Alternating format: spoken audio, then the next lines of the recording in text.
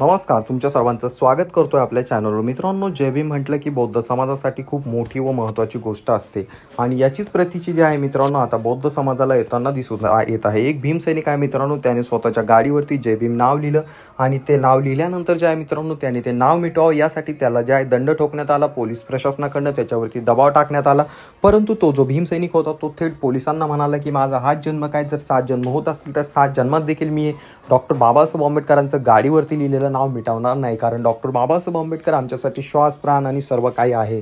तर मित्रांनो, सध्या त्या गाडीचा व्हिडिओ सोशल मीडियावरती अतिशय मोठ्या प्रमाणात व्हायरल होतोय। सगळीकडे त्या गाडीचं कौतुक होत आहे आणि त्यासोबत त्या गाडीचा जो मालक आहे भीमसैनिक, त्याचं देखील मोठ्या प्रमाणात कौतुक होताना दिसत आहे।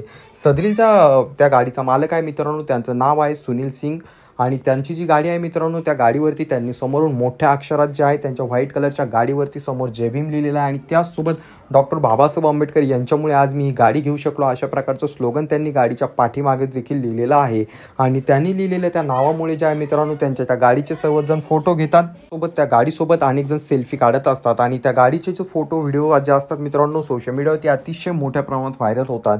स्क्रीनवरती तुम्हाला जे व्हिडिओ दिसत आहेत ते त्याच गाडीचे आहेत आणि सोशल मीडियावरती अतिशय मोठ्या प्रमाणात व्हायरल होत असल्यामुळे त्या गाडीला जे आहे एक वेगळंच असं VIP रूप भेटलेलं आहे आणि ती गाडी जे आहे मित्रांनो सर्वांच्याच आवडीची आणि पसंतीची बनत चाललेली आहे। तू त्या गाडीचे जे मालक आहेत त्यांनी जे एका चॅनलला काल परवा इंटरव्ह्यू दिला, त्या इंटरव्ह्यूमध्ये बोलत असताना त्यांनी एक गोष्ट सांगितली। ते म्हणाले, माझ्या गाडीवरती जे जय भीम नाव आहे ते नाव पाहून अनेक लोकांच्या, जातीवादींच्या लोकांच्या जे आहे बुडाला आग लागते आणि ते कदाचित ते नाव मिटावं यासाठी माझ्यावरती दबाव टाकण्याचा प्रयत्न करतात। मला जे पोलीस प्रशासनाकडनं देखील याबाबत नोटीस आली होती की तुम्ही या गाडीवरचं नाव मिटवून टाकावं, त्यासोबत अनेक जणांकडनं मला तसं सांगण्यात देखील आलं होतं, परंतु या गाडीवरती टाकलेलं नाव हे माझ्या बापाचं आहे आणि ते मी कधीही मिटवणार नाही। मग त्यासाठी मला भले किती मोठ्या प्रमाणात नोटीस आली किंवा मला किती त्या ठिकाणी दंड भरावा लागला तरी देखील चालेल, परंतु या गाडीवरती लिहिलेलं मी माझ्या बापाचं नाव कधी मिटवणार नाही।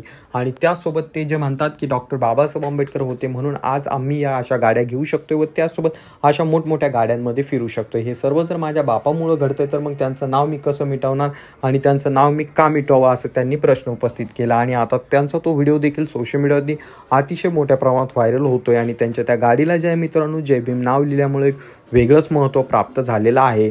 तरी तुम्हाला याबाबत काय वाटतं खाली कॉमेंट करून सांगा। चॅनलवर नवीन असाल तर चॅनलला नक्कीच सबस्क्राईब करा।